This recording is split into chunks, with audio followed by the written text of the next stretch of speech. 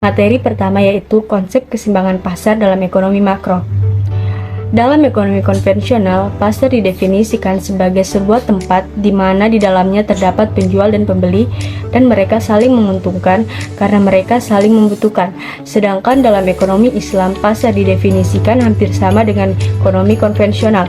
Hanya saja pada sistem ekonomi konvensional, tujuan yang ingin dicapai oleh para pelaku ekonomi adalah mencari dan menghasilkan keuntungan yang lebih banyak daripada modalnya. Sedangkan dalam ekonomi Islam, hal tersebut merupakan sesuatu yang ganjil karena ekonomi Islam lebih mengutamakan manfaat yang luas atas transaksi yang terjadi di dalam pasar. Baik, di sini saya akan melanjutkan materi keseimbangan pasar dalam ekonomi makro. Di sini saya akan membahas mengenai faktor-faktor apa saja yang mempengaruhi keseimbangan pasar. Di sini yang pertama itu ada faktor permintaan dan penawaran. Kenapa? Jumlah barang atau jasa yang tersedia atau penawaran dan sejauh mana konsumen ingin membeli barang atau jasa tersebut. Permintaan akan mempengaruhi keseimbangan pasar karena keseimbangan pasar tercapai apabila jumlah yang diminta sama dengan jumlah yang ditawarkan. Yang kedua ada faktor harga. Faktor harga barang atau jasa adalah faktor kunci dalam mempengaruhi keseimbangan pasar. Jika harga terlalu tinggi, permintaan mungkin rendah, sementara jika harga terlalu rendah, penawaran mungkin akan terbatas. Yang ketiga ada faktor teknologi.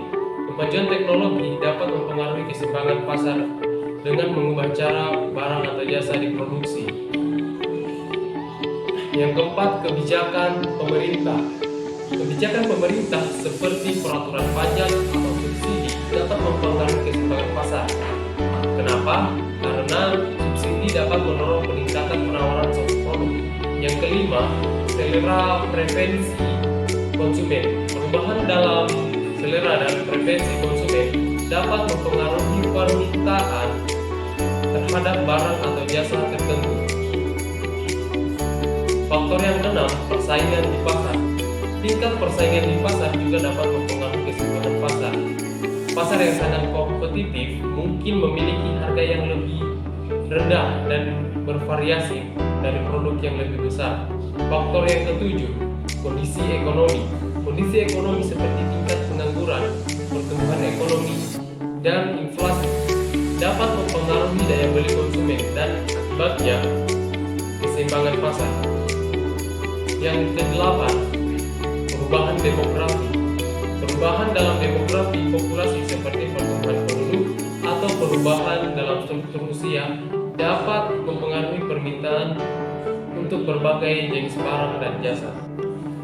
Faktor yang kesembilan yaitu faktor sosial dan budaya. Perubahan dalam nilai-nilai sosial dan budaya masyarakat dapat mempengaruhi preferensi konsumen dan produk yang diminati.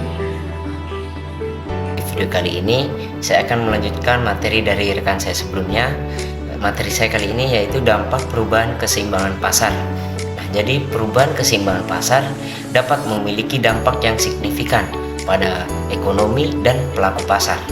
Beberapa dampaknya itu meliputi yang pertama perubahan harga, terus perubahan kuantitas, keuntungan dan kerugian, efisiensi pasar, investasi dan keputusan bisnis, kesejahteraan sosial, dan kebijakan pemerintah.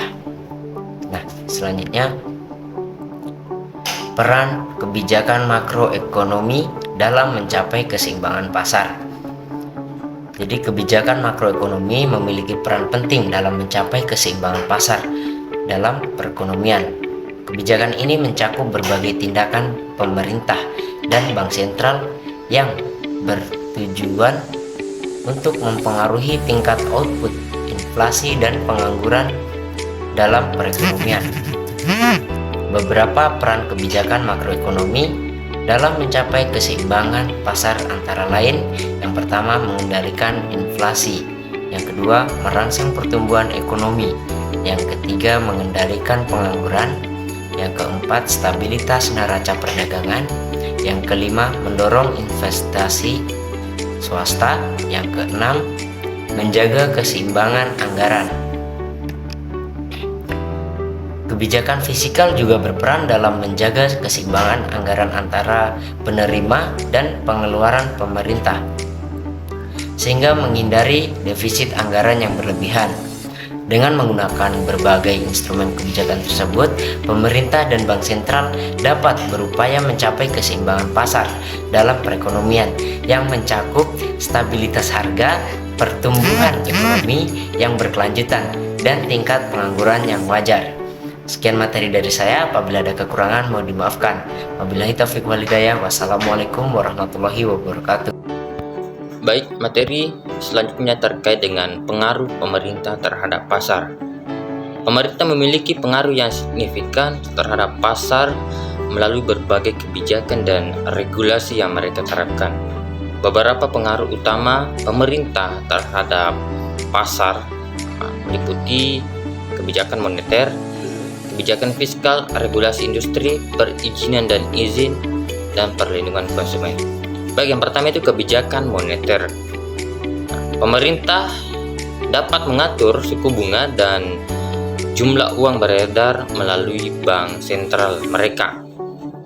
Ini mempengaruhi inflasi, pertumbuhan ekonomi, dan investasi di pasar.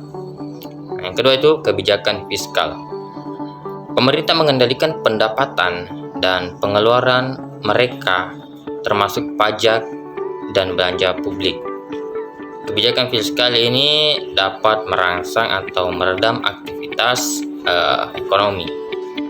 Selanjutnya yang ketiga itu adalah regulasi industri. Pemerintah memiliki peran dalam mengatur berbagai industri seperti keuangan, energi, kesehatan, dan lingkungan. Regulasi ini mempengaruhi operasi bisnis dan persaingan di pasar. Selanjutnya yang keempat adalah perizinan dan izin.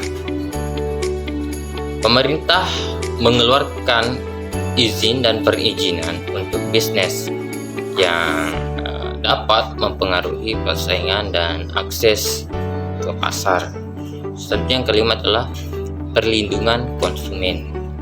Pemerintah dapat mengatur standar produk dan layanan untuk melindungi konsumen dari produk yang berbahaya atau praktik bisnis yang tidak etis. Pengaruh pemerintah ini dapat berdampak positif dan negatif, tergantung pada bagaimana kebijakan tersebut diterapkan dan sejauh mana mereka mendukung pertumbuhan ekonomi dan ekonomi masyarakat. Ya, terima kasih.